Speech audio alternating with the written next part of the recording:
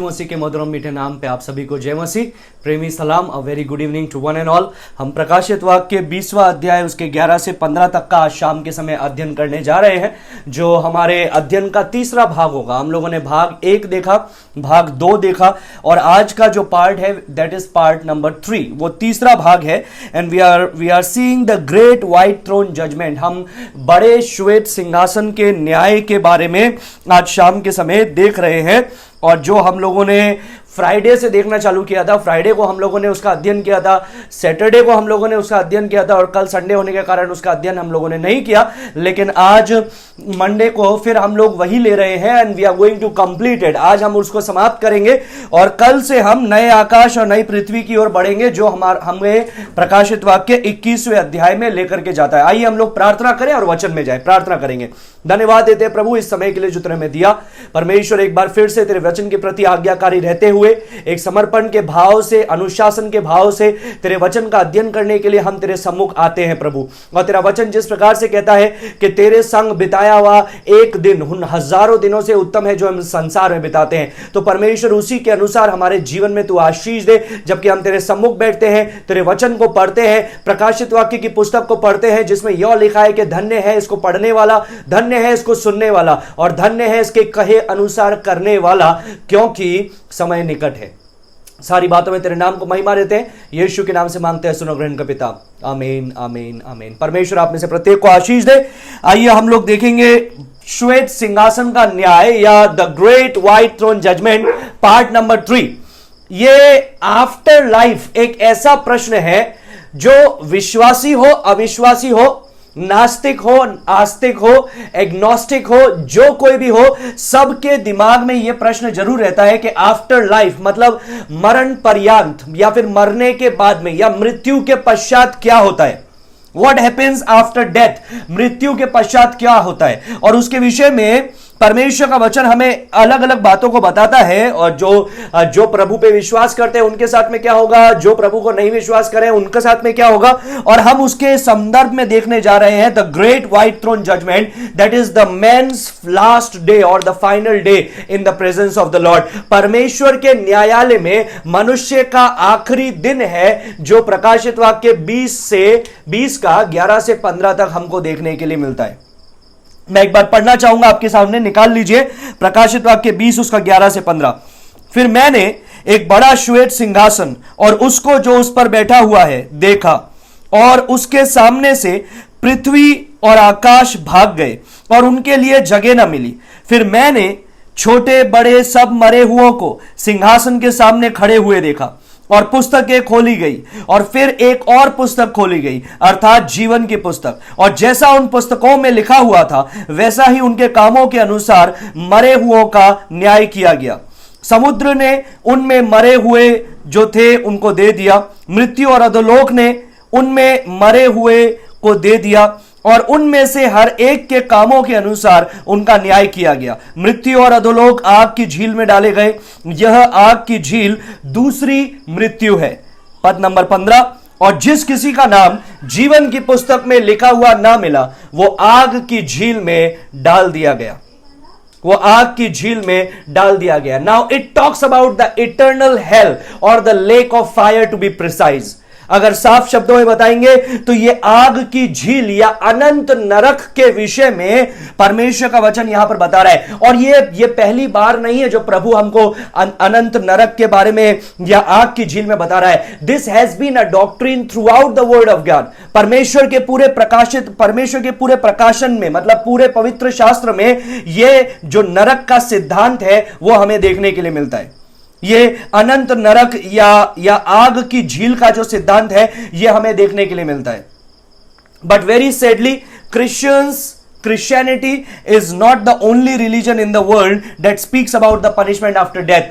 मृत्यु के पश्चात दंड मिलेगा, ऐसा बोलने वाला सिर्फ मसीहत नहीं है। Now I want to give you a quick comparative study. I can give you a very elaborate study also on comparative religious, मतलब अलग अलग धर्मों की तुलनात्मक अध्ययन में आपको दे सकता हूं नरक के विषय में क्या लिखा गया है। लेकिन मैं आपको एक प्रिसाइज, एक बहुत ही छोटा, सूक्ष्म और एकदम ठीक आपको बताना चाहूंगा। इस्लामिक डॉक्ट्रिन के अनुसार या कुरान के अनुसार मरने के पश्चात दो स्वर्गदूत होंगे, एक का नाम है मुनकार और दूसरा का नाम है नाकिर, और ये एक ब्रिज पे खड़े रहेंगे। ब्रिज के पश्चात या ब्रिज को क्रॉस करने के बाद में जन्नत नसीब होगी, और ब्रिज के नीचे है जहन्नुम या फिर नरक या दोजक, या जितने लोग वहां पर आते हैं उनको ये मुनकार और नाकिर, ये जो दो स्वर्गदूत हैं, ये क्या करेंगे, ये उनको जांचेंगे, ये उनसे प्रश्न पूछेंगे और ये देखेंगे कि उनके कार्यों के अनुसार अगर उन्होंने अच्छा काम किए होंगे, उनके नेक कार्य जो ठीक कार्य किया है वो बुराई से बढ़कर के है, तो उनको जन्नत में जाने दिया जाएगा, मतलब वो ब्रिज पार करने दिया जाएगा, नहीं तो उनको वहां से नीचे फेंक दिया जाएगा। नरक या जहन्नुम को बताया गया है, there are 7 grades of punishment, बताया गया है अविश्वासी लोगों के लिए 7 अलग अलग ग्रेड्स हैं दंड के, नरक के अंदर या जहन्नुम के अंदर। कुरान बताता है including roasting, boiling, inflicting with पस, मतलब रोस्ट किया जाना आग के ऊपर, बॉयल किया जाना, और इन्फ्लिक्टिंग विथ पस मतलब पस उनके शरीर से बाहर निकलना। और ऐसा लिखा गया है कुरान के अंदर, इस्लामिक टीचिंग से कि उनका जो चमड़ी है वो जलती रहती है, और चमड़ी जब पूरी जल जाती है तो उनको एक और नई चमड़ी दी जाती है फिर से जलने के लिए, फिर से वो प्रक्रिया शुरू होने के लिए। बुद्धिज्म जो धर्म है, इट टीचेस अबाउट निर्वाणा, वो निर्वाणा के बारे में सिखाता है, और nirvana is seize to exist और ब्लिसफुल नॉन एग्जिस्टेंस, मतलब निर्वाणा मतलब पूरी तरह से आप विहीन हो गए, मतलब आप इस ब्रह्मांड के अंदर मिल गए हैं, यू सीज टू एग्जिस्ट, अब आपका कोई एग्जिस्टेंस नहीं बचा। Classical Buddhist teaching says there are 7 hot hells. Classical Buddhist teaching, Buddhist में भी अलग अलग टीचिंग्स है, जो क्लासिकल बुद्धिस्ट टीचिंग है वो बताता है 7 अलग अलग गर्म नरक हैं, 7 अलग अलग ग्रेड के नरक हैं, including each surrounded by torture chambers, जहां पर आग जलती रहती है, जहां पर दलदल होता है आग का, और वहां पर टॉर्चर किया जाता है हर एक पापी को जो वहां पर आता है। और इसके साथ ही साथ एक और नरक बताया गया है बुद्धिज्म के अंदर, जो ठंडा नरक है, कोल्ड हेल। और कोल्ड हेल में क्या होता है, वो थोड़ा, ये गर्म नरक से थोड़ा कम जो पाप किए जिसने, वो ये ठंडे नरक में जाएगा और वहां पर वो दुख भोगेगा। अकॉर्डिंग टू चाइनीज बुद्धिज्म, जो चाइनीज बुद्धिज्म है उनके अनुसार the devils in human form inflict all kind of gruesome torture, मतलब हर प्रकार का मनुष्य के स्वरूप के अंदर शैतान होगा, और वो क्या करेगा, सारे पापियों पर हर तरह का टॉर्चर करेगा। इसके साथ ही साथ रेड हॉट वायर्स, मतलब लाल जलते हुए गरम गरम जो वायर्स हैं वो उनके ऊपर लगाएंगे, और जिन्होंने झूठ बोला है उनकी जबान को खींच करके बाहर निकाला जाएगा, उस लाल गरम गरम चिमटे से उनकी जुबान को खींच करके बाहर निकाला जाएगा। हिंदुइज्म, बहुत सारी टीचिंग्स है नरक के ऊपर। बेसिकली हिंदुइज्म के अंदर इटर्नल नरक नहीं है, और वहीं बुद्धिज्म के अंदर भी इटर्नल नरक नहीं है। और हिंदुइज्म का टीचिंग यह है, there are plenty number of teachings on it, अलग अलग कई प्रकार के सिद्धांत है, आप हर जगह पर अलग देखेंगे, आपको समझ में नहीं आएगा कि आखिर सच क्या है। हर ग्रंथ अलग अलग बोलता है, but basically if you sum them up, अगर उनको आप एक साथ जोड़ेंगे तो इट टॉक्स अबाउट 28 हेल्स, 28 नरक के बारे में बताता है, जो मनुष्य के कार्य के अनुसार उसको अलग अलग नरक में भेजा जाएगा। Hinduism says if you fail to feed the hungry while you were living, जब आप जीवित हैं, आपने भूखे को यदि खाना नहीं खिलाया, तो बताता है आपको नरक में छोड़ दिया जाएगा, आपको एक चट्टान से बांध दिया जाएगा, और जो चिड़ियाएं हैं वो आकर के आपके पेट को खाएंगी। और अडल्टर, जो अडल्ट्री करते हैं या व्यभिचार करने वाले लोग हैं, उनको एक सुंदर औरत के साथ में बांध दिया जाएगा और उसको जलाया जाएगा, और तो क्या होगा, वे भी जलेंगे। तो इसी प्रकार के अलग अलग तरह के नरक हैं। लोअर हेल्स मतलब नीचे के नरक बताया गया है हिंदुइज्म के अंदर, where they are scorched in hot sand, boiled in jars, eaten by ravens, all kind of theories, जहां पर उनको गरम गरम मिट्टी के अंदर डाला जाएगा, जार्स के अंदर बॉयल किया जाएगा, और रेवंस के द्वारा खाया जाएगा, कौवे उनको खाएंगे, इस प्रकार से लिखा है। Jainism teaches about 8 different kind of hells. Jainism बताता है 8 अलग अलग प्रकार के नरक है, और उसके बाद में it also talks about Abish, वो अबिस के बारे में बताता है कि एक अथाह कुंड है जो नीचे है, बट अल्टीमेटली हिंदुइज्म जैनिज्म से निकला है. सो इट टीचेस अबाउट कि आप परमानेंट नहीं है हेल के अंदर. क्या होगा, आप एक समय के लिए जाएंगे और फिर वहां से जब आपका वो कार्य पूरा हो जाएगा, आपने जो जो पाप किए हैं उसका सजा आपको मिल जाएगा, तो फिर से या तो हायर या लोअर लेवल पे आप इस पृथ्वी पर आ जाएंगे और पैदा होंगे और फिर आपको एक और जीवन दिया जाएगा. So it talks about this. Have you seen this before? या आप लोगों ने देखा होगा. And basically it's a round. और ये क्या बताता है, ये स्वास्तिक का निशान है. और इसका मतलब क्या है, you just keep on moving. वो चलता रहता है. आपका जीवन ऐसा ही चलता रहेगा. So what does all this signify? हर एक धर्म को जब आप पढ़ेंगे, उनके उपदेशों को पढ़ेंगे, नरक के बारे में देखेंगे, सो इट सिग्निफाइज व्हाट? इससे क्या बात समझ में आता है? इससे यह बात हमको समझ में आता है that man has an inborn sense of justice. मनुष्य के दिल में एक चेतना है, जो चेतना उसे न्याय के बारे में बताता है, दंड के बारे में बताता है, प्रायश्चित के बारे में बताता है. यह बताता है कि यह जीवन अंत नहीं है, इस जीवन के बाद में न्याय किया जाएगा. जो कार्य आपने इस जीवन में किए हैं उसका न्याय वहां पर होगा. एवरी सिंगल रिलीजन, कोई भी धर्म को आप देखिए, इट टॉक्स अबाउट दैट. वो उन चीजों के बारे में बताता है. Although these are distorted guesses, ये सिर्फ एक अनुमान लगा रहे हैं. But when you go to the biblical truths about afterlife, biblical truths में, सच्चाइयों में देखते हैं कि जीवन पर्यंत क्या घटना होती है, जीवन के बाद में क्या होता है. It talks about eternal accountability. ये किसके बारे में बताता है? बाइबल बताता है eternal accountability. You have to be accountable for the decisions that you have made here. If you have not made the right decisions according to your works, you will be judged. एक accountability का समय आएगा या जवाबदेही का समय आएगा, जब मरने के पश्चात परमेश्वर को जवाब देना पड़ेगा जो कार्य किए हैं. अगर सही निर्णय नहीं लिया है तो आपके कार्य के अनुसार आपका न्याय किया जाएगा. So and this is stubborn instinct in man that he may be punished for his sin. मनुष्य के अंदर यह चेतना है कि उसने जो पाप किए हैं उसको हट जाना या फिर दंड भुगतना पड़ेगा. नाउ व्हाट डज क्रिश्चियनिटी से? मसीहत क्या कहता है, या मैं बताऊंगा मसीहत धर्म नहीं है, एक संबंध है. तो बाइबल क्या कहता है, आइए हम देखें. यीशु मसीह लूका 12:5 में क्या कहता है, सुनिए. लूका 12:5, उसमें यीशु मसीह अनंत काल की मृत्यु के बारे में किन बातों को बताता है उसको हम लोग देखेंगे. लूका रचित सुसमाचार उसका 12वां अध्याय और उसका 5वां पद. लूका 12:5 सुनिए. यहां पर ऐसा लिखा है, मैं तुम्हें चिताता हूं कि तुम्हें किससे डरना चाहिए. घात करने के बाद जिसको नरक में डालने का अधिकार है उसी से डरो. हां, मैं तुमसे कहता हूं उसी से डरो. तो यहां पर यीशु मसीह यह बता रहा है कि God alone has the power, has the authority to cast you into the hell fire. परमेश्वर के पास में अधिकार है, सामर्थ्य है, ना सिर्फ मारने के लिए लेकिन नरक में फेंकने के लिए. So God is the one that you will be standing in front of him at the end of your life. आपका जीवन का जब अंत हो जाता है तो परमेश्वर के सामने आपको खड़ा रहना पड़ता है. यह पवित्र शास्त्र हमको बताता है.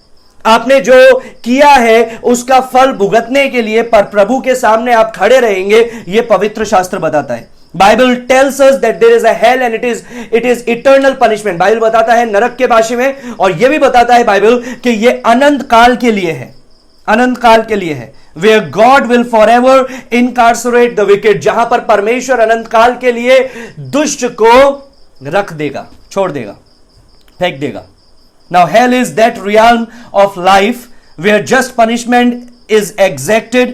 जो आपने किया है उसके अनुसार न्याय किया जाएगा. जो आपने प्रभु को ग्रहण किया है या उसकी करुणा को ग्रहण किया है वो भी देखा जाएगा, नहीं किया है वो भी देखा जाएगा, और वहां पर उसका न्याय किया जाएगा. सो फ्रेंकली स्पीकिंग, अगर फ्रेंकली मैं आपको बताना चाहूंगा, नरक इवन मसीहत के अंदर भी एक भूली बिसरी कहानी है. ना ज्यादा आपको इसके बारे में सुनने के लिए नहीं मिलेगा. और इसके बारे में लोग क्या बताते हैं, लोग बताते हैं अरे हम तो भाई प्रेम के सुसमाचार हैं, सुसमाचार प्रचारक हैं, हम थोड़ी नरक के सुसमाचार प्रचारक हैं. लेकिन मैं आपको बताऊंगा what is the meaning of heaven if there is no hell. स्वर्ग का मतलब क्या है यदि नरक नहीं है तो? I am not saying go and preach hello, मैं ये नहीं बोल रहा हूं कि जाके जाके नरक का प्रचार करो, मगर लेकिन मैं ये बोल रहा हूं कि ये एक ऐसी डॉक्ट्रिन है जो पवित्र शास्त्र में बुलाई नहीं गई है, हर जगह देखने के लिए मिलती है, हर जगह आपको यह बात देखने के लिए मिलती है। There are famous evangelical preachers who have rejected hell. मैं आपको बताना चाहूंगा मसीहत के अंदर कई ऐसे इवेंजेलिकल प्रचारक हैं जिन्होंने हेल को पूरी तरह से रिजेक्ट कर दिया। For example a man by the name of John Windham, एक व्यक्ति है जिसका नाम है जॉन विंडम, और इसने एक किताब लिखी द गुडनेस ऑफ गॉड। क्या किताब लिखी? The goodness of God. And in his book you know what he tries to do with, he is trying to deal with the anger and wrath of God. परमेश्वर के प्रकोप के विषय में उसने इस किताब में बताया, परमेश्वर के क्रोध के विषय में बताया, अनंत काल के दंड के बारे में बताया इस किताब के अंदर। और अल्टीमेटली उसने क्या बोला बताए? उसने बोला यह चीज नहीं होगा, it's not going to happen. John Windham अगस्त 1991 के अंदर उसने एक थियोलॉजिकल कॉन्फ्रेंस के अंदर वो बात बोल रहा था। And you know what he said, I am going to quote him. उसने ऐसा बोला, I believe that endless torment is a hideous and unscriptural doctrine which has been a terrible burden on the mind of the church for many centuries and a terrible blot on her presentation of the gospel. John Windham जो एक पवित्र शास्त्र का प्रचारक है, उसने परमेश्वर की भलाई के बारे में एक किताब लिखी और उसने बोला इस प्रकार से, उसने बोला कि नरक या फिर जो नरक का सिद्धांत है, या जो अनंत काल की आग का सिद्धांत है, या जो परमेश्वर के प्रकोप और दंड का सिद्धांत है, यह गैर पवित्र शास्त्रीय है। वाओ, गैर पवित्र शास्त्री मतलब पवित्र शास्त्र में इसका बयान है ही नहीं। और यह एक बहुत बड़ा बोझ है जो कलीसिया के लोगों के ऊपर डाल दिया गया है और सुसमाचार का प्रचार जब किया जाता है उसमें डाल दिया गया है। He said, I should indeed be happy if before I die I could help in sweeping it away. उसने बोला मैं खुश होऊंगा अगर मेरी मृत्यु से पहले मैं इस नरक के सिद्धांत या अनंत काल का आग या नाश के सिद्धांत को हटा सकूं। मुझे नहीं पता है what words he used for it। जबकि हम लोग यूहन्ना 3:16 उपयोग में लेते हैं प्रचार के लिए, लेते हैं नहीं लेते? उसमें पहला चीज क्या है? पहली चीज क्या बताई है? सुनिए, परमेश्वर ने जगत से ऐसा प्रेम किया कि उसने अपना इकलौता पुत्र दे दिया कि जो कोई उस पर विश्वास करे उसका क्या ना हो, उसका क्या ना हो। जो कोई उस पर विश्वास करे वो स्वर्ग पाए, लिखा है क्या? नहीं। जो कोई उस पर विश्वास करे उसका नाश ना हो बल्कि अनंत जीवन पाए। और अनंत जीवन स्वर्ग नहीं है, अनंत जीवन है यीशु मसीह। वो यीशु मसीह को प्राप्त करे और जीवन को प्राप्त करे। And I don't know what kind of people these are. Philip एडगम इसने भी इस प्रकार से बोला, फिलिप एडगम ह्यूज, उसने इस प्रकार से बोला, अ वेरी ये एक नए नियम का एक बहुत ही प्रसिद्ध कमेंटेटर है। इसने एक किताब लिखी और उस किताब का नाम है द ट्रू इमेज, मतलब द ट्रू इमेज करके उसने एक किताब लिखी। और उसके अंदर क्या लिखा सुनिए, I am going to quote him. उसने ऐसा लिखा, the everlasting existence side by side of heaven and hell would seem to be incompatible with the purpose and effect of the redemption achieved by Christ coming. Wow, क्या लिख रहा है? स्वर्ग और नरक जो है, ये स्वर्ग और नरक ये समांतर दिशा के अंदर है, मतलब स्वर्ग है और नरक भी है। ये एक इस प्रकार से ये एक इतनी बुरी शिक्षा है जो यीशु मसीह के आने का उद्देश्य है, छुटकारे का उद्देश्य को ही झुटला देती है। I don't know what Bible they read. And then he said the renewal of creation demands the elimination of sin and suffering and death. So in fact he was saying there is no hell. उसने ये बोला कि नरक नहीं है। Have you heard of Joel Osteen? I'm sorry if some of you are following him, I'm sorry for that, but I have to be true to the word of God. Joel Osteen का नाम सुना है आपने? He is a universalist. He is the one who believes that at the end everybody is going to save. अंत में सबका उद्धार हो जाएगा, सब बच जाएंगे। परमेश्वर इतना निर्दयी नहीं है कि नरक में भेजे। परमेश्वर इतना निर्दयी नहीं है कि वो आग के झील के अंदर डाल दे मनुष्य को। There is another people who are annihilationism, और वो क्या बोलते हैं? दे से कि जो सिनर्स हैं दे सीज टू एग्जिस्ट।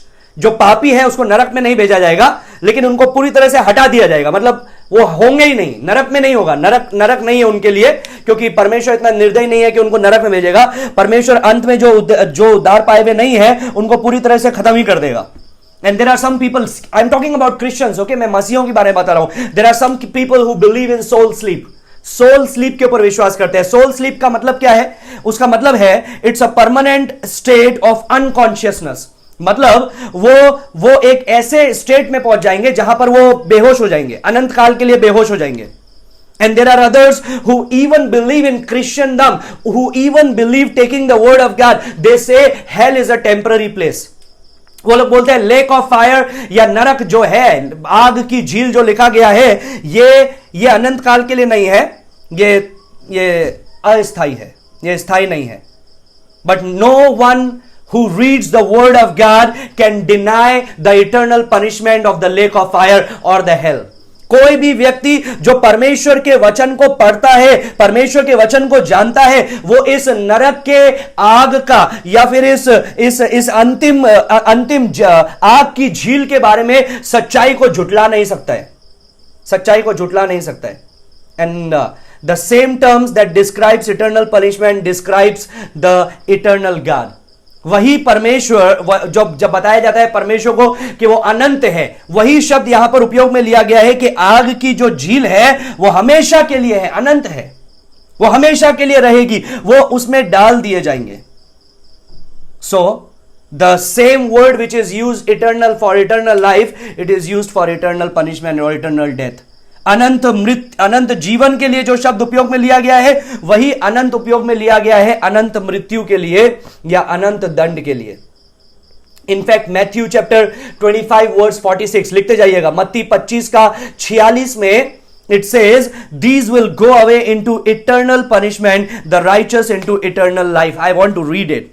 मत्ती उसका 25 उसका 46 लिख लीजिए, क्योंकि you are going to meet people like that who only preach the love of God and they see the doctrine of hell, जो सिर्फ परमेश्वर के प्रेम के बारे में बोलते हैं, और ये जो नरक का सिद्धांत है या ये जो नाश का सिद्धांत है, ये जो नाश की बातें हैं, वो उनसे हट जाते हैं. वो बोलते हैं नहीं, ऐसा होने वाला नहीं है. So I am going to give you few scriptures about it. What does the Bible says about the eternal hell fire? Bible क्या बताता है अनंत काल की आग की झील के लिए, नरक के विषय में? लिखिए मत्ती 25 का 46, वहां पर लिखा है और ये अनंत दंड भोगेंगे, ये अनंत दंड भोगेंगे, परंतु धर्मी अनंत जीवन में प्रवेश करेंगे. दोनों के लिए सेम शब्द है, अनंत दंड, अनंत जीवन. So you have the same term describing life and punishment और डेथ. ये मृत्यु, अनंत दंड और अनंत मृत्यु या अनंत जीवन के लिए एक ही प्रकार का शब्द उपयोग में लिया गया है. अभी क्रिश्चियन चर्चेस के अंदर एक सेंसस लिया गया, मैं आपको बताना चाहूंगा. एक सेंसस लिया गया, उसके अंदर अमेरिका के अंदर यह सेंसस हुआ और उसके अंदर लोगों से पूछा गया कितने लोग स्वर्ग में विश्वास करते हैं. तो ज्यादातर लोगों ने हाथ उठाया, 98% ऑलमोस्ट. फिर उन्होंने एक और सेंसस लिया, कितने लोग नरक की ओर, नरक में विश्वास करते हैं, कितने लोग नरक में विश्वास करते हैं कि नरक बोलकर के है, कितने लोग विश्वास करते हैं? आपको पता है कितने लोग थे? 98% लोगों ने हाथ उठाया स्वर्ग है, और उनमें से जब यह पूछा गया नरक पे कितने लोग विश्वास करते हैं, 36% लोगों ने हाथ उठाया कि हम नरक पे विश्वास करते हैं. ज्यादातर लोग सोचते हैं नरक स्थायी नहीं है. ज्यादातर लोगों को पता ही नहीं है कि एक्चुअली नरक क्या है. एक्चुअली मैं भी वैसा ही था, मुझे भी नहीं पता था, लेकिन जब अध्ययन करना चालू किया तब पता चला इट्स अ डॉक्ट्रिन. ये एक नरक का एक सिद्धांत है जो परमेश्वर का वचन हमको बताता है, और बहुत क्लियर है, बहुत क्लियर है हर जगह पर. मैं अभी आपको थोड़ी देर में आपको पता चलेगा. और उसमें से 4% लोगों ने, जब ये पूछा गया आप लोग कितने लोग विश्वास करते हैं कि जिन्होंने जो लोग परमेश्वर के मार्ग को स्वीकार नहीं किए हैं, सत्य मार्ग और जीवन को स्वीकार नहीं किए हैं, जो यीशु के द्वारा स्वर्गीय पिता से संबंध नहीं बनाते हैं, वो नरक की ओर जा रहे हैं, कितने लोग विश्वास करते हैं? कलीसिया के लोगों में से 4% लोगों ने हाथ उठाया. 4%, 4%. इवन जोल ऑस्टिन जब वो भारत आया था, उससे पूछा गया कि क्या आप विश्वास करते हैं, जब वो वापस यूएस गया उससे पूछा गया क्या आप विश्वास करते हैं कि जो प्रभु पे विश्वास नहीं करते हैं वो लोग नरक की ओर जा रहे हैं, या क्या होगा उन लोगों का जो प्रभु पे विश्वास नहीं करते हैं, यीशु को स्वीकार नहीं किए? उसने बोला नहीं, मैं जाकर के देखा, बहुत ही धार्मिक देश है, धर्म के ऊपर चलने वाले लोग हैं, नैतिक लोग हैं, अच्छा कार्य करने वाले लोग हैं, मुझे नहीं पता है परमेश्वर के ऊपर न्याय करना, मुझे नहीं पता है क्या होने वाला है, लेकिन मैं नहीं सोचता हूँ कि ऐसे अच्छे लोगों को परमेश्वर नरक की ओर कभी भेजेगा. This is universalism. At the end, everybody will be saved. That's what Catholics believe, eight the and everybody will save, अंत में सबका उद्धार हो जाएगा, but that's not what the Bible says. Bible ऐसा नहीं लिखा है। साफ यीशु मसीह ने आपको बताया कि बहुत हैं जो ब्रॉड रोड, चौड़े मार्ग पर हैं, लेकिन थोड़े लोग हैं जो सकड़े मार्ग पर हैं। और चौड़ा रास्ता कहाँ जाता है? नरक की ओर। ये मैं नहीं कह रहा हूं, Jesus Christ he said it. और जो सकड़ा रास्ता है वो कहां लेकर जाता है? स्वर्ग की ओर, अनंत जीवन की ओर। ये बाइबल कहती है, ये बाइबल कहती है। Verse number 10 if you read 20 verse 10, 20 का 10, तो वहां पर लिखा है इस आग की झील के बारे में कि ये आग और गंधक की झील है, जिनकी जहां पर पीड़ा रात दिन युगान युग चलती रहेगी। मैं पढ़ना चाहूंगा 20 का 10 प्रकाशित वाक्य। उनका भरमाने वाला शैतान आग और गंधक की उस झील में, जिसमें वो पशु मतलब मसीह विरोधी और झूठा भविष्यवक्ता भी होगा, डाल दिया जाएगा, और वे रात दिन युगान युग पीड़ा में तड़पते जाएंगे। So it's a place of torment. ये एक पीड़ा का स्थान है, ये एक पीड़ा का स्थान है। अभी याद रखिए वो दिन होगा जब मैंने आपको बताया कि पहली पृथ्वी, पहला आकाश जो हम लोग जानते हैं, ये 1000 साल के समय के बाद में हट जाएगा। हम लोगों ने देखा था कि 11वें पद में ही पढ़ा था कि आकाश और पृथ्वी को जगह नहीं मिली और वो क्या हो गया? हट गया। मतलब सब कुछ इट बिकेम नथिंग अगेन। परमेश्वर ने कुछ नहीं से सब कुछ बनाया था, अभी सब कुछ वापस से कुछ नहीं परमेश्वर ने बना दिया। अभी क्या हो रहा है? अभी नया आकाश नई पृथ्वी बनने वाली है, लेकिन उसके बीच में जितने लोग हैं इस पृथ्वी पर, आदम से लगा करके उस 1000 वर्ष तक जितने लोगों ने जन्म लिया और जिन्होंने प्रभु को स्वीकार नहीं किया, अभक्तिपूर्ण लोग हैं, दुष्ट लोग हैं, उनका पुनरुत्थान हो रहा है। और पुनरुत्थान होकर के वो कहां आ रहे हैं? श्वेत सिंहासन के, न्याय सिंहासन के सामने वे लोग खड़े हैं। और ये श्वेत सिंहासन पर कौन है? यीशु मसीह विराजमान है। God is rightly to be their जज। परमेश्वर उनका न्यायाधीश है। भजन संहिता 51 का 4 लिखिए, भजन संहिता 51 का 4, वहां पर ऐसा लिखा है, God is justified, that's what the psalmist says. वहां पर लिखा है परमेश्वर धर्मी है, परमेश्वर न्याय करने वाला है। व्हेन ही स्पीक्स, जब वो बोलता है तो वो धर्मी है। एंड ब्लेमलेस व्हेन ही जजेस, जब वो न्याय करता है तो वो निर्दोष है। Because they are genuinely guilty, क्योंकि वो वास्तविकता से निर्दोष नहीं है, वो दोषी है। Now understand the chronology. Chronology को आप समझिए। क्रोनोलॉजी में क्या हो रहा है? द बाइबल टीचर्स, परमेश्वर का वचन हमको बताता है, वो इस समय में कलीसिया का युग चल रहा है और एक समय आएगा जो 60 साल का क्लेश का समय है। और क्लेश के समय से पहले जो कलीसिया है वो उठा ली जाती है, हम लोग उसको रैप्चर बोलते हैं। उसके बाद में 60 साल का क्लेश का समय आता है। 60 साल के क्लेश के समय के बाद में हम लोगों ने देखा यीशु मसीह आता है, जो हम लोगों ने प्रकाशित वाक्य 16 में देखा था, हर्मागदन का युद्ध। यीशु मसीह हर्मागदन का युद्ध, यीशु मसीह आ रहा है और यीशु मसीह सफेद घोड़े पर सवार है और उसके साथ में कलीसिया है, उसके साथ में हम लोग हैं। और फिर वो युद्ध होता है हर्मागदन का, और 2 जनों को, जो पशु है और झूठा भविष्यवक्ता है, उनको आग की झील में डाल दिया जाता है। शैतान को अथाह कुंड में 1000 वर्ष के लिए डाल दिया जाता है और फिर 1000 वर्ष का मिलेनियल पीरियड शुरू होता है। अभी क्या हो रहा है? ये मिलेनियल पीरियड 1000 का समय खत्म हो रहा है, नया आकाश नई पृथ्वी बनने वाली है, लेकिन उसके बीच में है great white throne judgment, GWTJ, great white throne judgment. Now एक अगर प्रश्न पूछेंगे, where have they been since they died? जो मर गए थे वो कहां पर हैं? मतलब जब से मरे हैं, आदम से लगा करके मर रहे हैं ना लोग, ये जो मर रहे हैं, जो प्रभु के मार्ग को स्वीकार नहीं किए हैं, जिन्होंने उद्धार को प्राप्त नहीं किया है, छुटकारे को, नजात को लिया नहीं है, वे लोग कहां जाएंगे? क्या होगा उनका? बाइबल हमको साफ स्पष्ट बताता है। It gives a very clear answer. They go to the place which is called Sheol in the Old Testament, Hades in the New Testament, अधोलोक जिसको बोला जाता है, या नरक जिसका एक ट्रांसलेशन है। अधोलोक या नरक, पुराने नियम में शियोल, नए नियम में हेडीज, और वो वहां पर जाते हैं। लेकिन जब वो वहां पर जा रहे हैं तो उनका शरीर तो पृथ्वी पर गड़ा हुआ है और वो उनकी जो आत्मा है वो वहां पर जाती है। लेकिन अभी क्या हो रहा है? अभी उनका पुनरुत्थान हो रहा है, उनकी आत्माएं वहां से निकल रही है। उनके शरीरों में जा रही है और उनके शरीर पुनरुत्थित होकर के प्रभु के सम्मुख उपस्थित हो रहे हैं श्वेत सिंहासन के न्याय के लिए। और इसके बाद में, इस न्याय के बाद में अनंत काल के आग की झील में उनको डाल दिया जाएगा। For example, late me give you an example. एक कैदी जो है उसको पकड़ा जाता है, उसको जेल में रखा जाता है जब तक उसकी सजा नहीं हो। अब सजा कब मिलेगी? एक्चुअली जेल भी एक सजा ही है, लेकिन उसको असली सजा कब मिलने वाली है? जब वो जज के सामने पेश होगा, उसका ट्रायल होगा और उसके पश्चात उसको एक दंड दिया जाएगा उसके जुर्म के अनुसार, और फिर उस दंड को वो भोगेगा।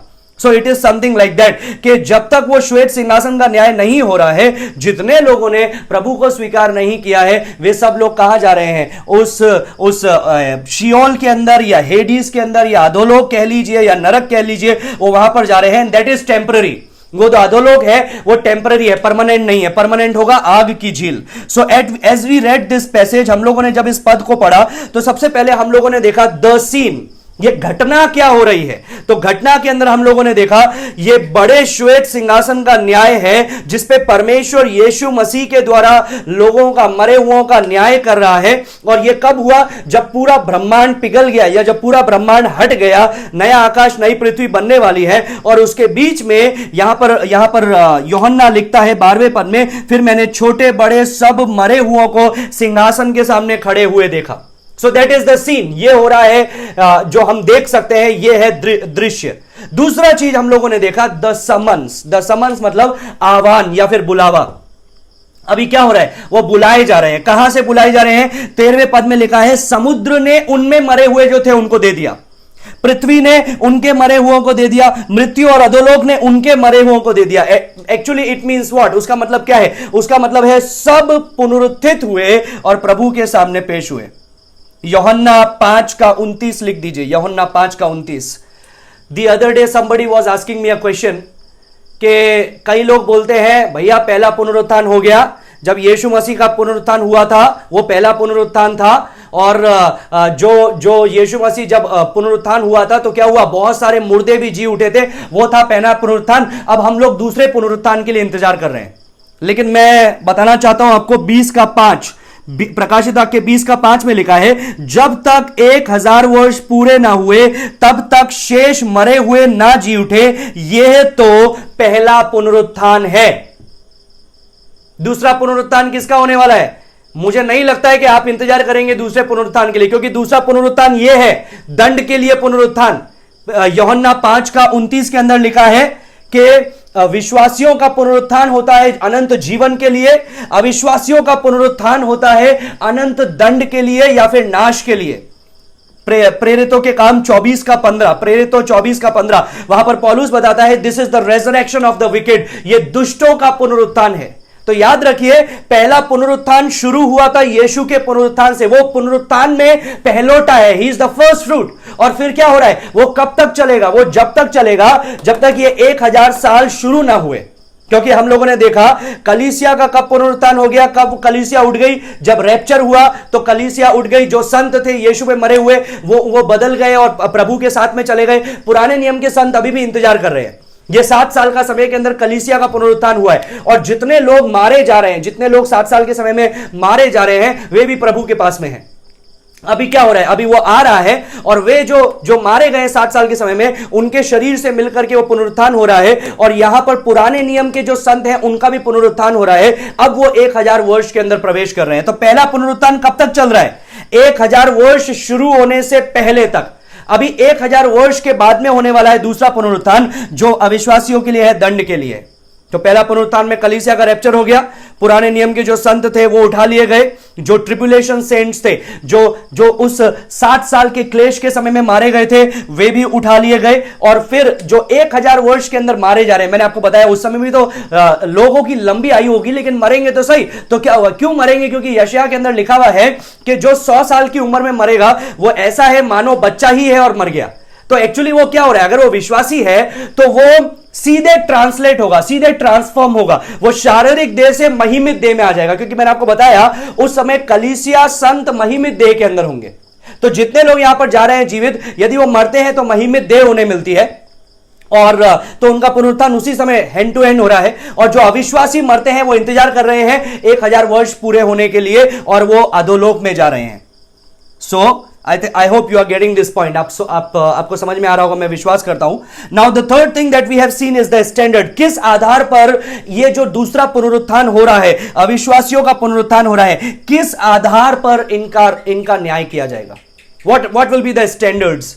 और मैंने आपको बताया था वर्स नंबर 12, 12वें पद के अंदर लिखा है पुस्तकें खोली गई। हम लोग गीत भी गाते हैं ना, खुल जाएंगी किताबें, है ना, हम लोग गीत भी गाते हैं। हाँ, जो तू कर रहा है उसको तू जान ले, क्योंकि एक दिन तेरा भी न्याय होगा। तो वर्स नंबर 12 के अंदर लिखा है पुस्तकें खोली गई, और फिर एक और पुस्तक खोली गई, अर्थात जीवन की पुस्तक। और ये क्या है, मैंने आपको सैटरडे को बताया था, उस मैसेज को जाकर के देखिए, ऊपर आपको मिल जाएगा उसका, और यूट्यूब में जाकर के देखिए, लिंक दिया हुआ है। तो ये पुस्तकें खोली गई और उनके कामों के अनुसार उनका न्याय किया गया। मैंने आपको 13वें पद से भी बताया था किस आधार पर उनका न्याय हो रहा है, वहां पर भी लिखा है उनके हर एक कामों के अनुसार उनका न्याय किया गया। 15वें पद से भी बताया था कि किस आधार पर न्याय हो रहा है, वहां पर लिखा है जीवन की पुस्तक में जिसका नाम नहीं पाया गया उसको आग की झील में डाल दिया गया। So the judgment then is made against an absolute standard. किस आधार पर हुआ? एब्सोल्यूट आधार, मतलब एब्सोल्यूट स्टैंडर्ड। और परमेश्वर का स्टैंडर्ड क्या है? परमेश्वर का आधार क्या है? परमेश्वर, ये जो दुष्ट लोग, ये जो उठ रहे हैं, इनका पुनरुत्थान हुआ है, किस आधार पर प्रभु इनको न्याय करने वाला है?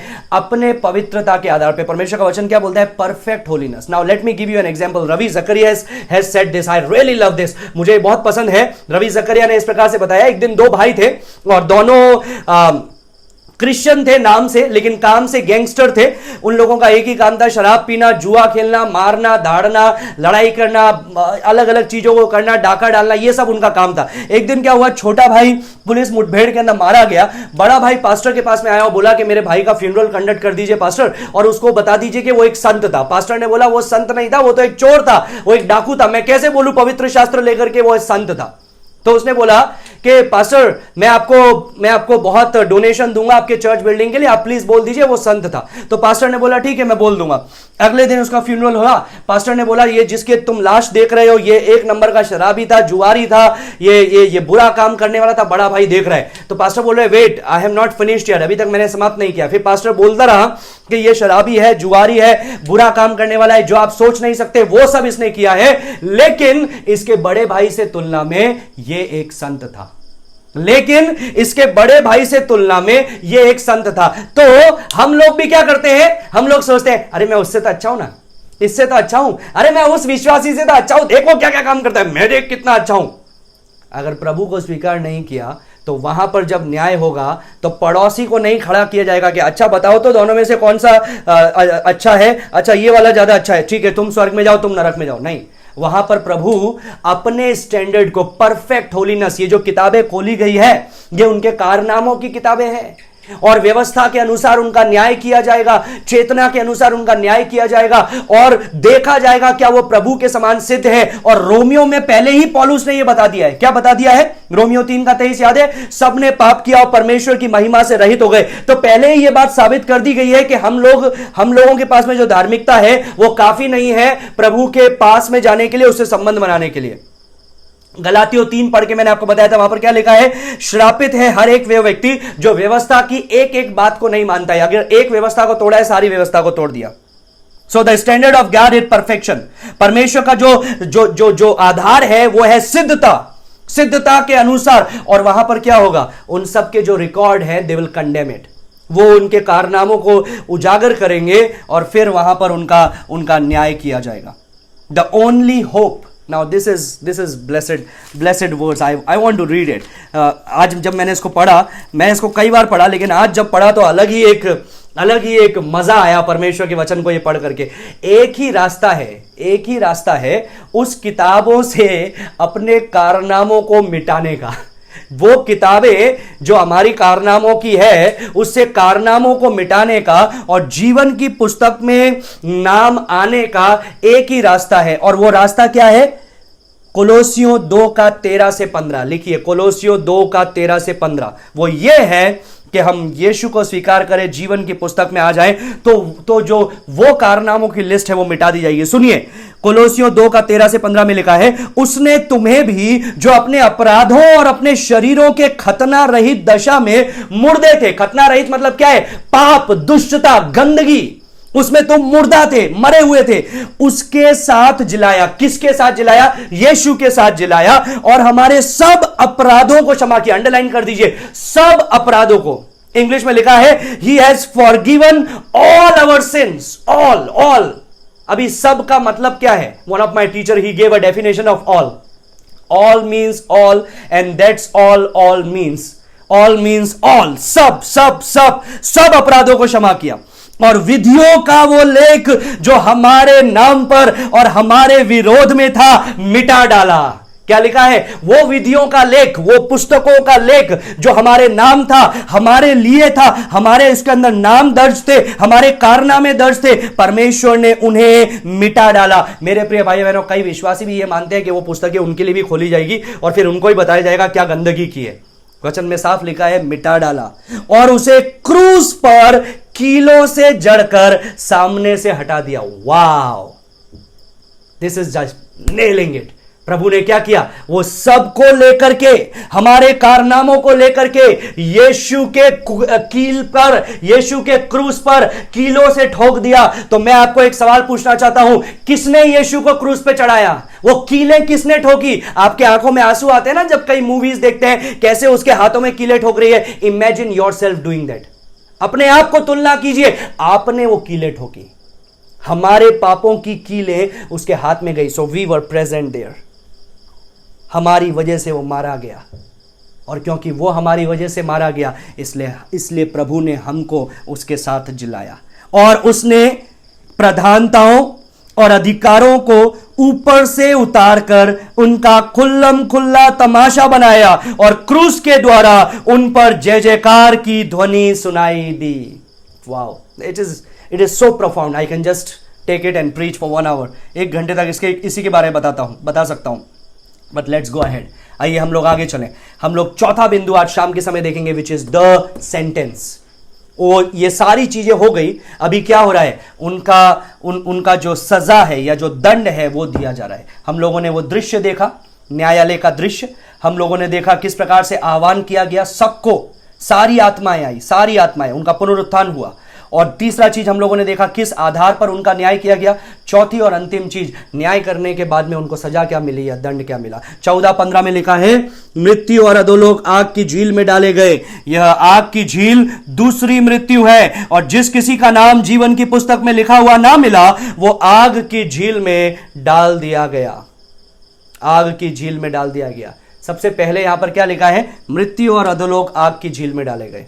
Now what are Hades and death? मृत्यु और अधोलोक का मतलब क्या है? इसका मतलब है जो कब्र है वो मृत्यु, और अधोलोक तो मैंने आपको पहले ही बताया था, वो स्थान जहां पर उनका आत्माएं, उनकी आत्माएं हैं, जब से वो मरे तब से उनकी आत्माएं वहां पर पीड़ा भुगत रही है। अभी क्या हो रहा है? वो अपने शरीरों के साथ में जिलाए जा रहे हैं।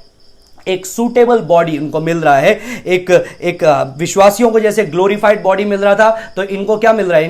इनको एक ऐसा शरीर मिल रहा है जो आग की झील में डाले जाने के लिए, उस तड़प और उस पीड़ा को सहन करने के लिए प्रभु ने उनके लिए डिजाइन किया है।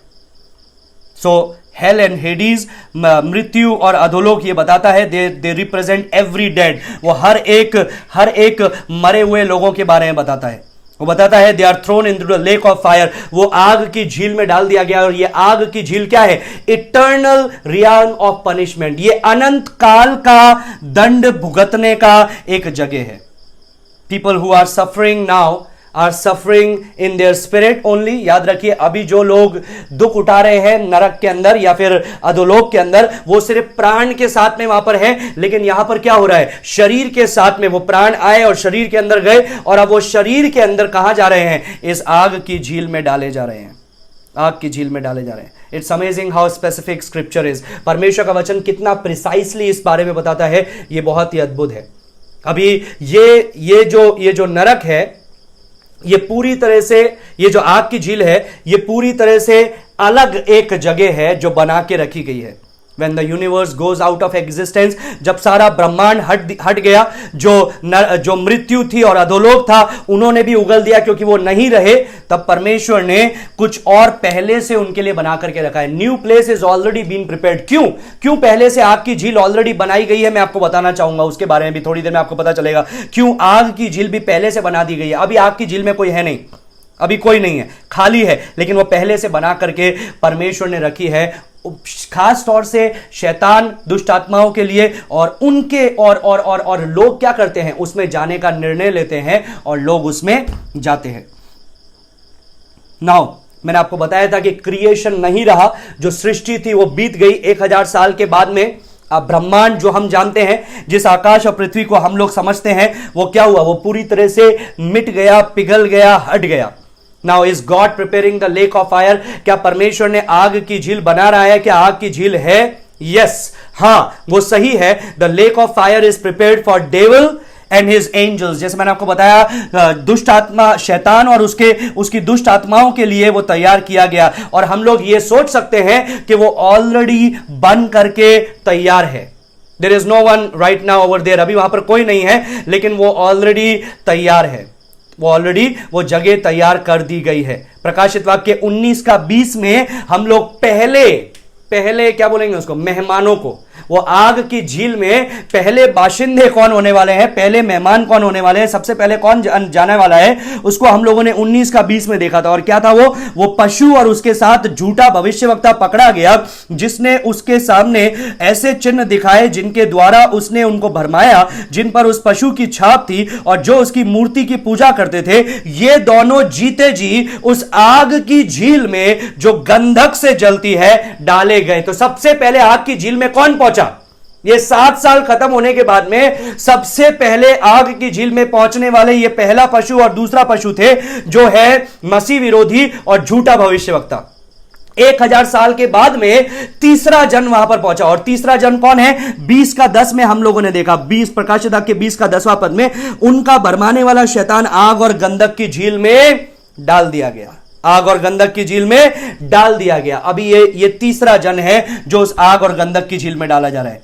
और अंतिम कौन होने वाले हैं? वे लोग जिन्होंने प्रभु को स्वीकार नहीं किया। ये श्वेत सिंहासन के न्याय के बाद में उनको वहां पर फेंका जाएगा।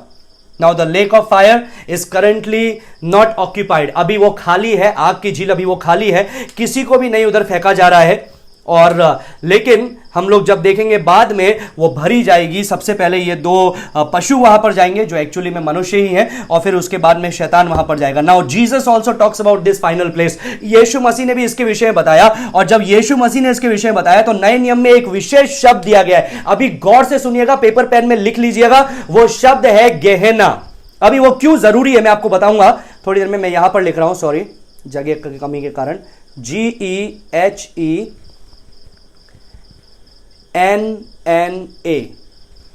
गेहेन्ना। ये जो जगह है, ये गेहेन्ना नए नियम के अंदर लिखा गया है।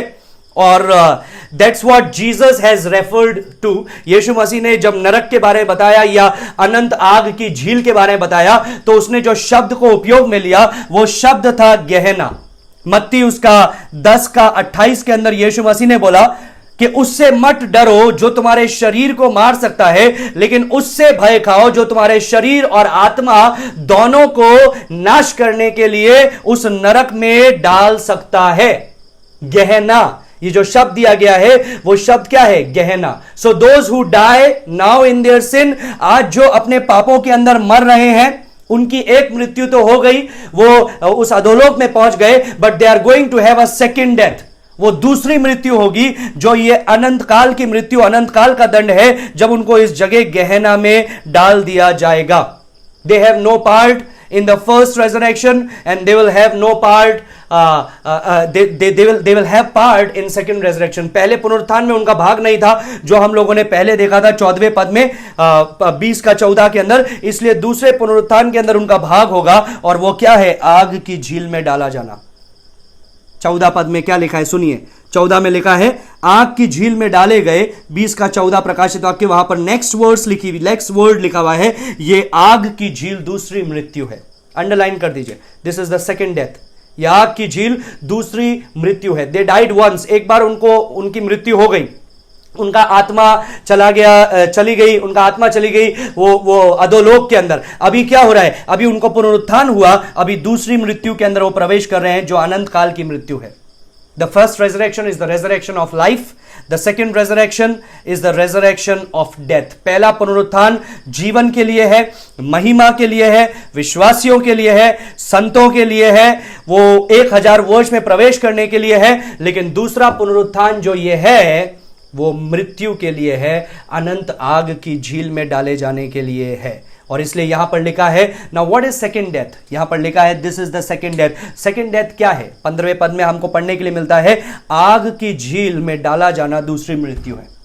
आग की झील में डाला जाना दूसरी मृत्यु है। When you talk about final punishment, most commonly fire is referred to. ज्यादातर जब आप देखेंगे अंतिम न्याय के बारे में जब बताया गया है तो आग से उसका वर्णन किया गया है। नए नियम के अंदर नरक को आग के द्वारा 20 से भी ज्यादा बार बताया गया है और यीशु मसीह स्वयं ने कई बार उपयोग में लिया। और जब नरक को बताया उसने बोला आग की जगह, आग की झील, लिटरल। और आप में से एक क्वेश्चन पूछेंगे, क्या वो लिटरल फायर होगी? आज जो हम लोग सोचते हैं क्या वो ऐसी आग होगी जो हम लोग आज जलते हुए देखते हैं, घरों में देखते हैं, जिस पे हम खाना बनाते हैं, क्या ऐसी आग है? मैं नहीं सोचता हूं कि ऐसी आग है, क्योंकि अभी जो भी एनवायरमेंट हम देख रहे हैं, अभी जो भी ब्रह्मांड हम लोग देख रहे हैं, ये सब निकलने वाला है, ये सब हटने वाला है। So it may be something very different experience. वो एक अलग एक्सपीरियंस हो सकता है, बट द रियलिटी इज कि they are going to suffer there. उसका रियलिटी यह है कि वो वहां पर तड़पने के लिए जा रहे हैं, चैन लेने के लिए नहीं जा रहे हैं, तड़पने के लिए जा रहे हैं, और उनको चैन कभी ना मिलेगा।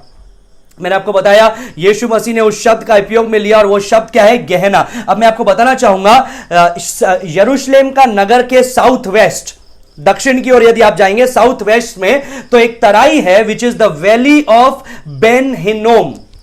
याद रखिए, यहां पर लिख रहा हूं बेन हिनोम,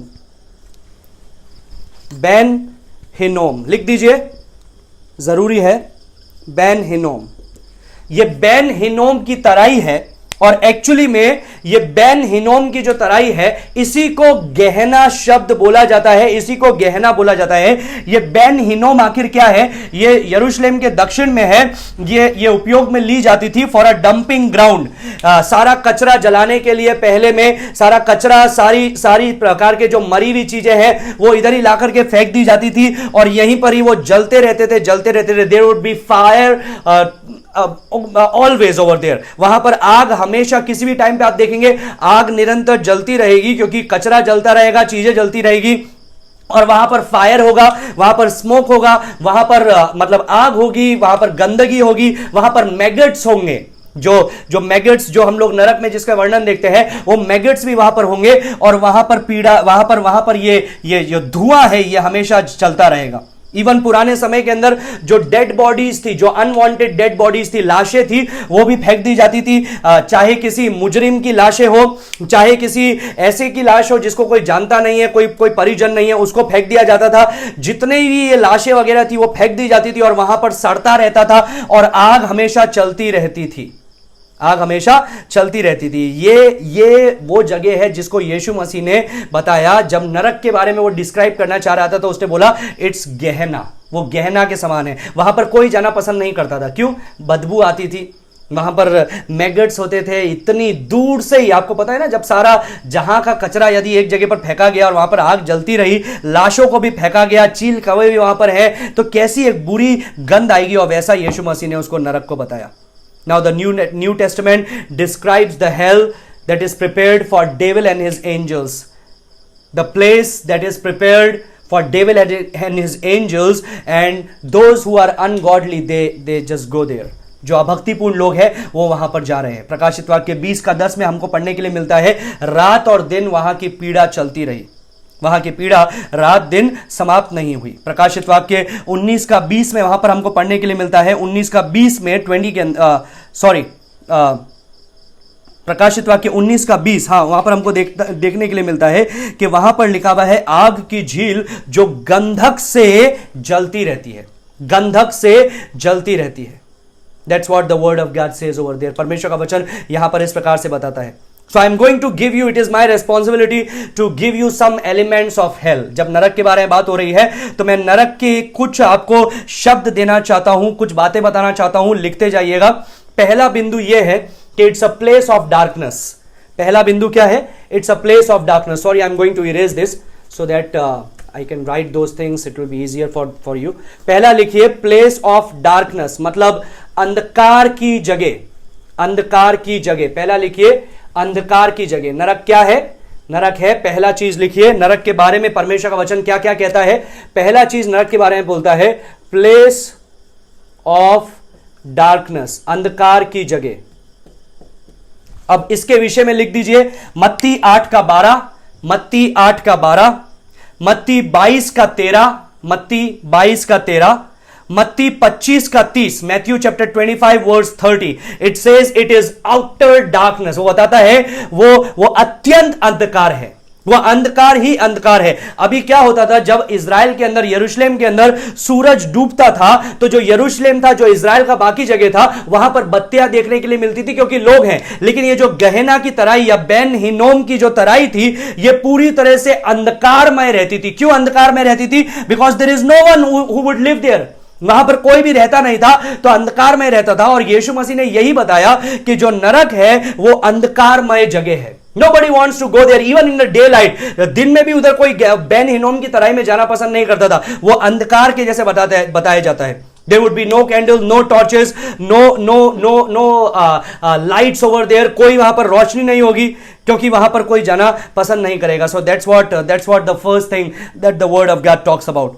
दूसरा पत्रस 2:17 लिख दिए, दूसरा पत्रस 2:17, और यहूदा की पुस्तक उसका 13वां पद, यहूदा 13, दूसरा पत्रस 2:17, वहां पर लिखा है it is the blackness of darkness. Wow, सिर्फ अंधकार नहीं है, लेकिन क्या लिखा है यहूदा 13 के अंदर, यहूदा पहला अध्याय उसका 13वां पद, वहां पर लिखा है जिनके लिए सदा काल तक घोर अंधकार रखा गया है, सदा काल तक घोर अंधकार रखा गया है। दूसरा पत्रस उसका 2:17 में इस प्रकार से परमेश्वर का वचन बताता है इनके लिए अत्यंत अंधकार ठहराया गया है। तो यह है the place of blackness, the place of blackness that is reserved. वहां पर एक शब्द लिखा है it is reserved for them, वो उसके लिए रखा हुआ है, वो उनके लिए रखा हुआ है। That means Where there is light, there is fellowship. It speaks of life. जहां ज्योति है वहां पर संगति है, जीवन है, वहां पर कम्युनियन है, सहभागिता है, वहां पर अलग अलग प्रकार की चीजें हैं। लेकिन यह अंधकार किसको बताता है? अंधकार का मतलब और कुछ नहीं होगा,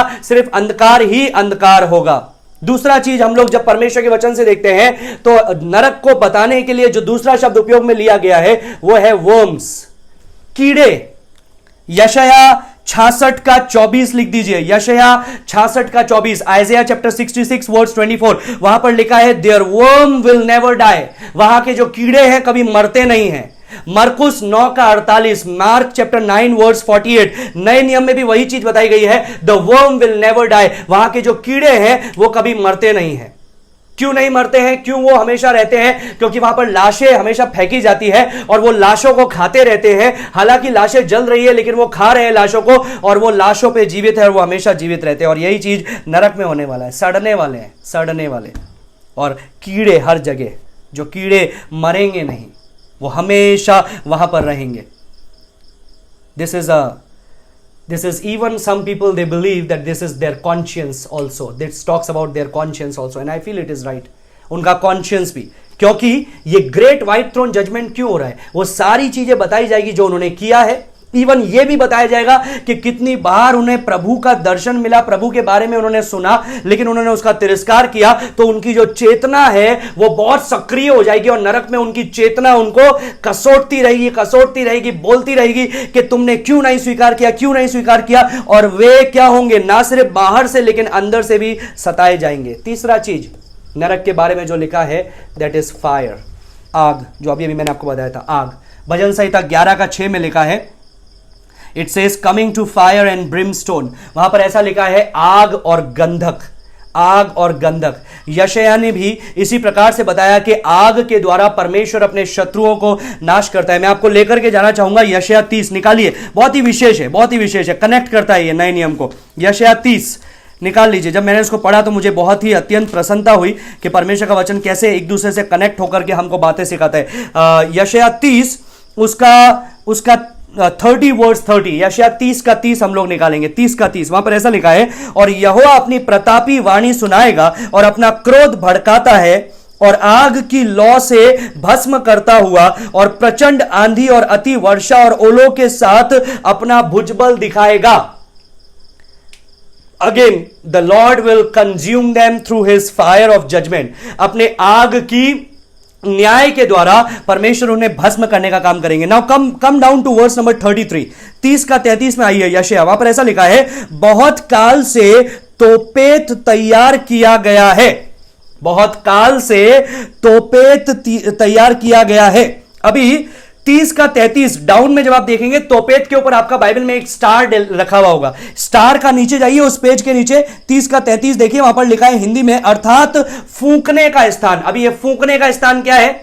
हमको लगेगा फूंकना मतलब कोई इंस्ट्रूमेंट बजा रहा होगा, लेकिन एक्चुअली में उसका मतलब क्या है मैं आपको बताऊंगा।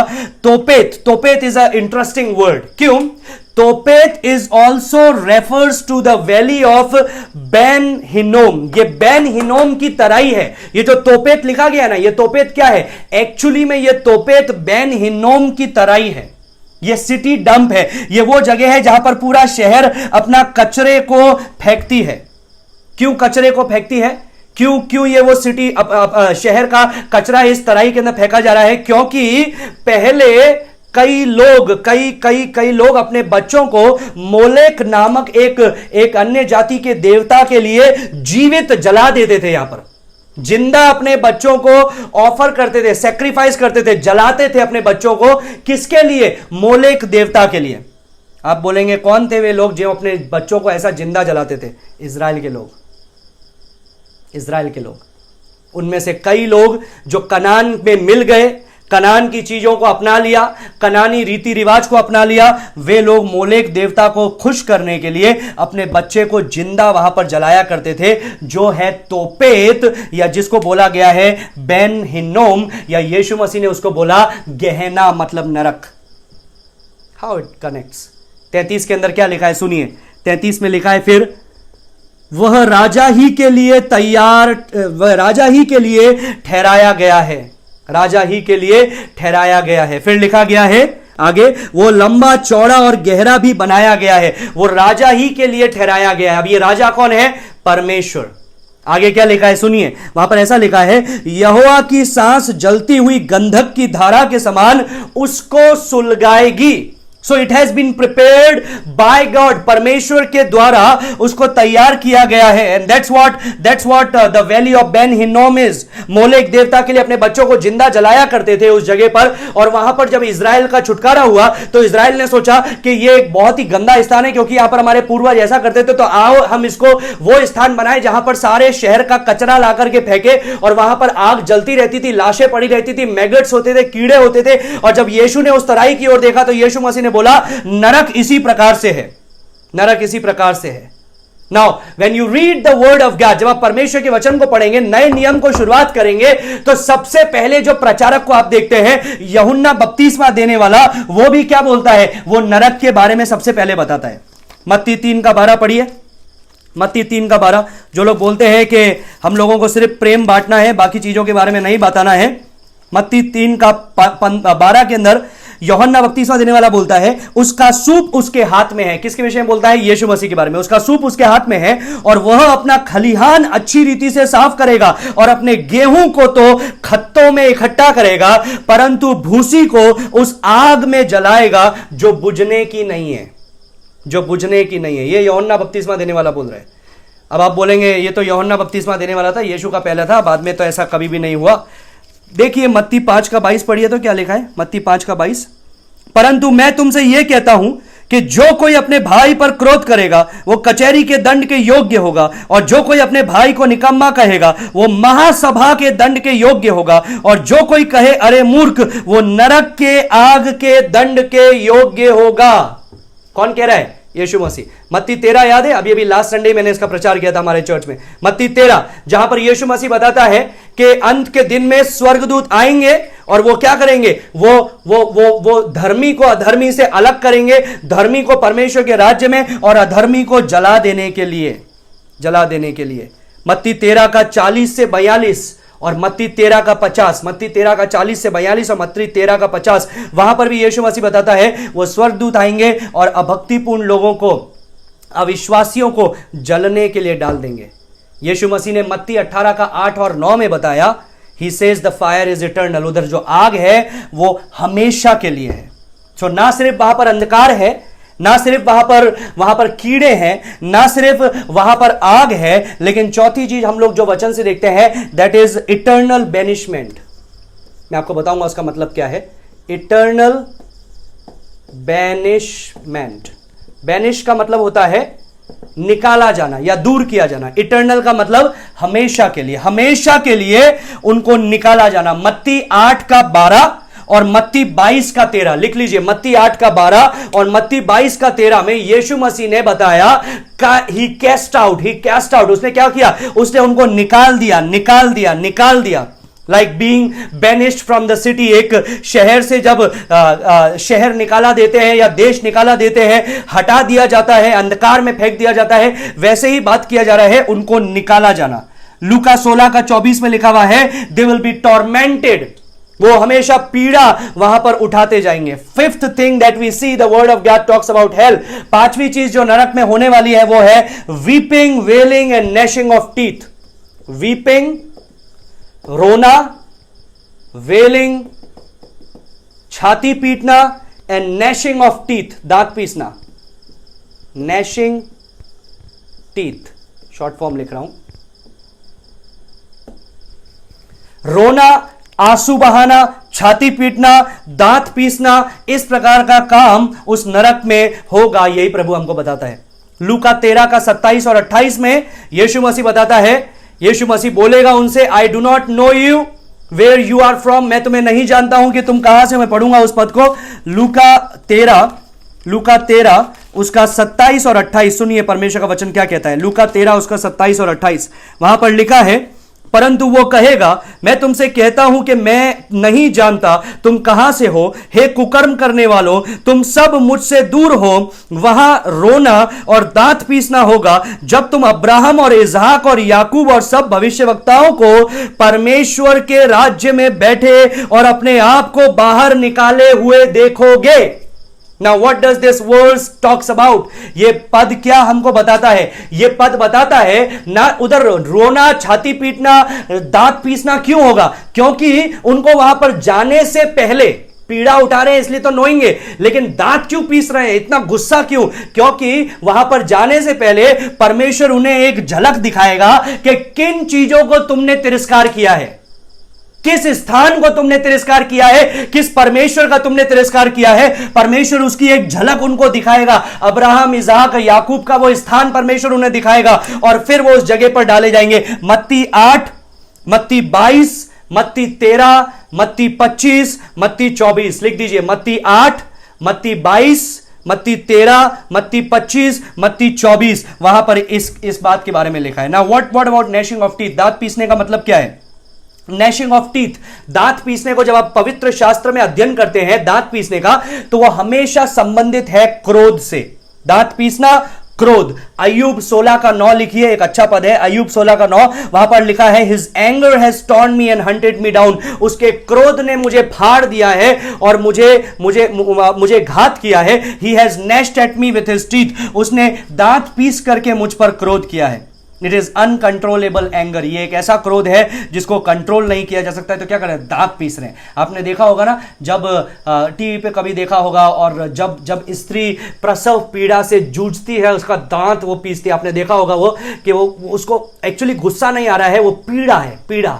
तो यहां पर भी वही बता रहा है कि वो इतनी पीड़ा होगी कि वो पीड़ा के कारण उनके वो दांत पीसेंगे। And with whom they are angry, किसके ऊपर वो क्रोधित हैं? शैतान के ऊपर क्रोधित हैं, दुष्ट आत्माओं के ऊपर क्रोधित हैं। लेकिन आपको एक और चीज देखने के लिए मिलेगा, वो अपने आप के ऊपर भी क्रोधित है। क्यों अपने आप के ऊपर क्रोधित है? आपने प्रेरितों 7 का 54 में एक कंपैरेटिव में आपको बताना चाहूंगा, प्रेरितों 7 का 54, वहां पर आप देखते हैं स्तिफानुस को जब वो सुसमाचार सुना रहा था, उसको लोगों ने पकड़ा क्योंकि वो अति क्रोधित हुए और उन्होंने क्रोध में क्या किया? दांत पीसे। वचन में लिखा है उन्होंने क्रोध में अपने दांत को पीसा और उन्होंने उसको नगर के बाहर घसीटते हुए लेकर के गए और पत्थरवा करके उसको मार डाला। और वचन में लिखा है 7 का 57 में लिखा है विथ वन एकॉर्ड, एक साथ मिलकर के वो उसकी ओर झपटे और उसको मारा। Now what does that means? इसका मतलब क्या है? दे वर कन्विक्टेड। तो प्रभु ने उनको उनके दिल छिद गए, उनको पता चला कि हम एक्चुअली में कौन है। उन्होंने क्या चुना? उन्होंने चुना हम अंगीकार नहीं करेंगे, हम मन फिराव नहीं करेंगे, पश्चाताप नहीं करेंगे, लेकिन इसको मार डालेंगे। एक और चीज हम लोग देखते हैं जो वहां पर होने वाली है, and that is again something very dangerous, and the word says they are going to thrown, फेंक दिया जाएगा। सुनिए, फेंक दिया जाएगा। प्रकाशित वाक्य 20 का 15 लिख दीजिए। प्रकाशित वाक्य 20 का 15 में, प्रकाशित वाक्य 20 का 15 में लिखा है, और जिस किसी का नाम जीवन की पुस्तक में लिखा हुआ ना मिला वो आग की झील में डाला गया। इंग्लिश में लिखा है थ्रोन। अगर एग्जैक्टली उसको ट्रांसलेट करेंगे तो वो है फेंक दिया गया, डाल दिया गया।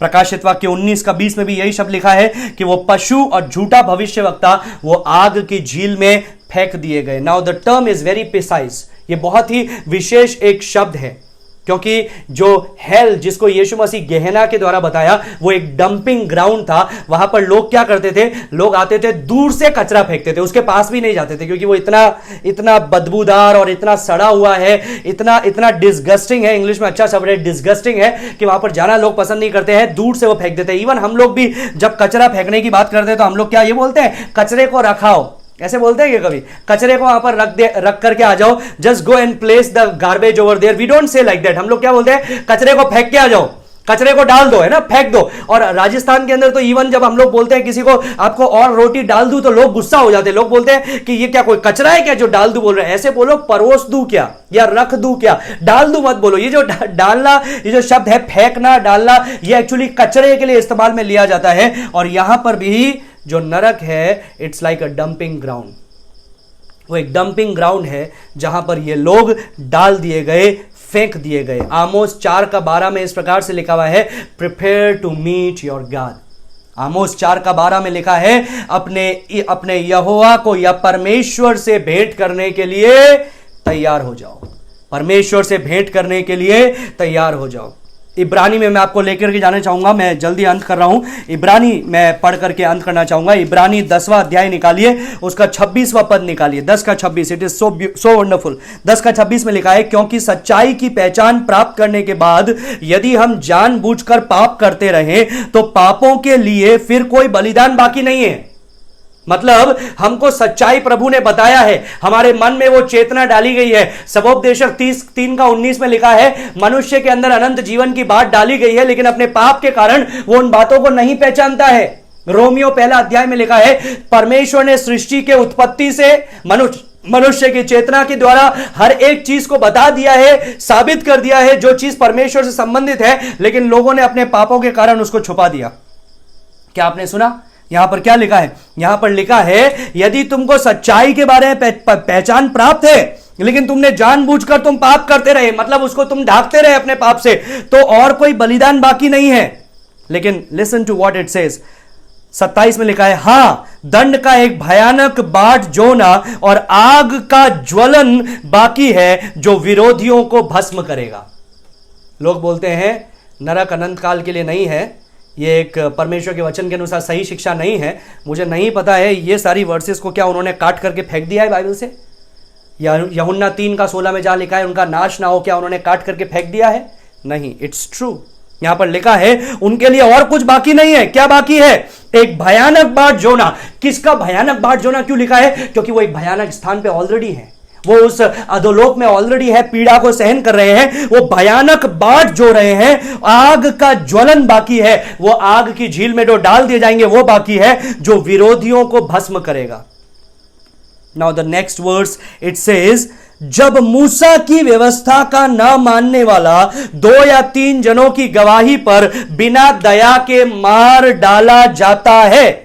इसके अंदर मतलब क्या है? परमेश्वर क्या बोल रहा है? परमेश्वर बोल रहा है मूसा की व्यवस्था, पुराने नियम में जो प्रभु ने मूसा की व्यवस्था दी, यदि जो उसको नहीं मानता है वो 2-3 गवाहों के मद्देनजर 2-3 गवाहों के सामने मार डाला जाता है। 2-3 गवाहों ने बोल दिया कि ये इसको नहीं माना है, तो उसका रिजल्ट क्या है? कैपिटल पनिशमेंट, मार डाला जाना। और वचन में लिखा है उसको शहर से बाहर लेकर के जाना और उसको पथरवा करके मार डालना। लेकिन 29वें पद में क्या लिखा है? सोचो। तो यहां पर लिखा है तो सोच लो, क्या लिखा है? तो सोच लो कि वह कितने और भी भारी दंड के योग्य ठहरेगा, जिसने परमेश्वर के पुत्र को पांवों से रौंदा और वाचा के लहू को जिसके द्वारा वो पवित्र ठहराया गया था अपवित्र जाना और अनुग्रह के आत्मा का अपमान किया। एक प्रश्न यहां पर परमेश्वर पूछ रहा है, पवित्र आत्मा के द्वारा, अपने व्यक्ति के द्वारा जिसने ये पुस्तक लिखी। परमेश्वर बोल रहा है पुराने नियम में यदि मूसा की व्यवस्था को नहीं माना तो पथरवा करके मार डालना चाहिए। अगर यीशु मसीह को, परमेश्वर के स्वयं पुत्र को तुमने अपने पांवों से रौंद रहे हो, पांवों से रौंदने का मतलब क्या है? वो उसके बारे में तुम्हें बताया गया, सुसमाचार तुमको पेश किया गया, लेकिन तुमने क्या किया? तुमने उसको अपने पांवों से रौंद करके आगे चले गए। तुमने उसके वाचा के लहू को अपवित्र जाना, उसको तुमने क्या किया? अपवित्र जाना, और अनुग्रह के आत्मा का तुमने अपमान किया। तो कितना बड़ा दंड तुम पर आने वाला है, कितना भारी दंड के योग्य है। सो इफ यू, हम लोग यहां पर जब देखते हैं ये भारी दंड के विषय में हम लोग देख रहे हैं, they are insulting the spirit of grace who offers salvation. जो उद्धार दे रहा है वो क्या कर रहे हैं? वो उसका इंसल्ट कर रहे हैं, अनुग्रह की आत्मा का। वो मनुष्य के पुत्र, परमेश्वर के पुत्र को पैरों के तले रौंद रहे हैं, उसके लहू को अपवित्र जान रहे हैं, परमेश्वर के पुत्र को निरादर कर रहे हैं। और क्या है? उनके लिए भारी अनंत काल की आग बची हुई है। 30वें पद में क्या लिखा है? क्योंकि हम उसे जानते हैं जिसने कहा पलटा लेना मेरा काम है, मैं ही बदला दूंगा। तो कौन है जो उनको वहां पर फेंक रहा है? परमेश्वर है जो वहां पर उनको फेंक रहा है। वहां पर लिखा है पलटा लेना मेरा काम है, और वहां पर ऐसा लिखा है और फिर यह कहा प्रभु अपने लोगों का न्याय करेगा। प्रभु अपने लोगों का भी न्याय करेगा और इनका पलटा भी लेगा। और 31 में लिखा है जीवते परमेश्वर के हाथों में पड़ना भयानक बात है, भयानक बात है। Now the judgment of the great white throne is coming. श्वेत सिंहासन का जो न्याय है वो आ रहा है, but only those who choose to be there will go. याद रखिएगा, जो लोग चुनाव करते हैं वहां पर जाने के लिए, वे लोग ही वहां पर जाते हैं। Because to be there you have to reject the Lord Jesus Christ, his grace, you have to trample his body and you have to may consider unholy his blood. जो चुनाव करता है वहां पर जाने के लिए, वही वहां पर जाता है। और चुनाव करने वाला कौन है? जो प्रभु के पुत्र को अपने पैरों के तले रौंद रहा है, जो उसके वाचा के लहू को अपवित्र जान रहा है, जो अनुग्रह के उस आत्मा को इंकार कर रहा है, जो उसके मुंह पे जो उसके मुंह पे उसका इंकार कर रहा है, वही वहां पर जा रहा है। मैंने आपको सैटरडे को बताया था, परमेश्वर ने इतने इतने इतने इतने इतने इतने मार्ग दिए और वो हर किसी को देता है। कोई ये नहीं कह सकता है उस न्याय के दिन कि प्रभु तूने मुझे मौका नहीं दिया। कोई नहीं कह सकता है। मेरे से किसी ने एक प्रश्न को पूछा था, सर क्या होगा उस निर्दोष व्यक्ति के लिए? क्या होगा उस निर्दोष व्यक्ति के लिए जो किसी स्थान पे रह रहा है, उसने प्रभु के बारे में कभी सुना ही नहीं, यीशु के बारे में कभी सुना ही नहीं, उसको तो मौका ही नहीं मिला स्वीकार करने के लिए या अस्वीकार करने के लिए। जब वो तो निर्दोष है, जब उसका न्याय होगा तो क्या होगा? ऐसा निर्दोष व्यक्ति तो नरक में नहीं जाएगा, ऐसा निर्दोष व्यक्ति तो स्वर्ग में ही जाएगा। तो मैंने उसको बोला हाँ ये सही बोल रहे हैं आप, कि जो ऐसा निर्दोष व्यक्ति है जिन्होंने प्रभु के बारे में कभी सुना ही नहीं और वो पूरी तरह से निर्दोष हैं, वो तो स्वर्ग में ही जाएंगे। ये बिल्कुल ठीक बात है, वो स्वर्ग में ही जाएंगे। लेकिन सवाल ये नहीं है कि वो स्वर्ग में जाएंगे या नहीं, सवाल ये है कि निर्दोष कौन है। निर्दोष कौन है? जब वचन स्वयं कहता है सबने पाप किया, परमेश्वर से रहित हो गए, जब वचन स्वयं कहता है भजन संहिता 51 के अंदर के माता के गर्भ से ही मैं पापी हूं, जब वचन स्वयं कहता है कि पाप का परिणाम मृत्यु है, तो कौन कह सकता है कि हम निर्दोष है? जब वचन रोमियो 1 के अंदर स्वयं कहता है कि सृष्टि के द्वारा परमेश्वर ने अपना प्रकाशन दिया, उनकी चेतना के द्वारा परमेश्वर ने प्रकाशन दिया, नैतिक व्यवस्थाओं के द्वारा परमेश्वर ने प्रकाशन दिया, सुसमाचार के द्वारा परमेश्वर ने प्रकाशन दिया, अपने पुत्र के द्वारा परमेश्वर ने प्रकाशन दिया, उसकी मृत्यु और पुनरुत्थान के द्वारा परमेश्वर ने प्रकाशन दिया, पवित्र शास्त्र के द्वारा परमेश्वर ने प्रकाशन दिया, परमेश्वर ने अपने लोगों को भेजते हुए प्रकाशन दिया। वो 60 साल के समय में, जैसा कि मैंने आपको पहले ही बताया था, वो 60 साल के समय में 1,44,000 यहूदियों को चुन करके प्रकाशन दिया। वो 2 गवाहों को जो 3.5 साल तक प्रचार कर रहे हैं उनको चुन करके प्रकाशन दिया। इतना काफी नहीं है, जितने यहूदी लोग बचाए जा रहे हैं वे प्रकाशन दे रहे हैं, परमेश्वर ने उनको प्रकाशन दिया अन्य जाति के लोगों के द्वारा। और इतना काफी नहीं था तो आकाश में उड़ने वाले स्वर्गदूतों के द्वारा परमेश्वर ने उनको सुसमाचार पे सुसमाचार पे सुसमाचार सुनाया, और उन लोगों ने फिर भी स्वीकार नहीं किया। तो गलती किसकी है? गलती किसकी है? गलती किसकी है? यहां पर परमेश्वर का वचन साफ बताता है कि तुम क्यों मरना चाहते हो, तुम क्यों मरना चाहते हो, तुम क्यों नहीं आते कि तुम जीवन को प्राप्त करो। ना सवाल यह नहीं है कि क्या पवित्र परमेश्वर उनको नरक में भेजेगा, क्योंकि ये ऑलरेडी स्थापित है, नरक में भेजेगा, आग की झील में डाले जाएंगे, ऑलरेडी देख लिया हम लोगों ने। सवाल यह है कि क्या वे लोग अपने हृदय परिवर्तन करेंगे? अगर नहीं तो उनका न्याय उनके सर पर होने वाला है, उनका न्याय उनके सर पर होने वाला है। हम लोग कल से देखेंगे नए आकाश और नई पृथ्वी के बारे में। अभी तक हम लोगों ने देख लिया उनका अंत, अब हमारे लिए एक नया आकाश और एक नई पृथ्वी प्रभु बना रहा है, उसके बारे में हम लोग कल से देखेंगे। And it's going to be this whole week and may be next week. ये पूरा सप्ताह क्लास चलती रहेगी और अगले सप्ताह मिडिल तक ये क्लास चलेगी, और मिडिल तक मेरे ख्याल से हो सकता है प्रकाशित वाक्य 22वें अध्याय का अंतिम पद हम लोग समाप्त कर लेंगे। So it's going to be 2 more weeks and then आपने अगर सचमुच में परमेश्वर के वचन का प्रकाशित वाक्य का अध्ययन किया है तो प्रकाशित वाक्य आपके लिए एक उलझन नहीं बनी है, एक उलझन नहीं रही, और आपके सवालों का प्रभु ने उत्तर दिया, ऐसा मैं विश्वास करता हूं।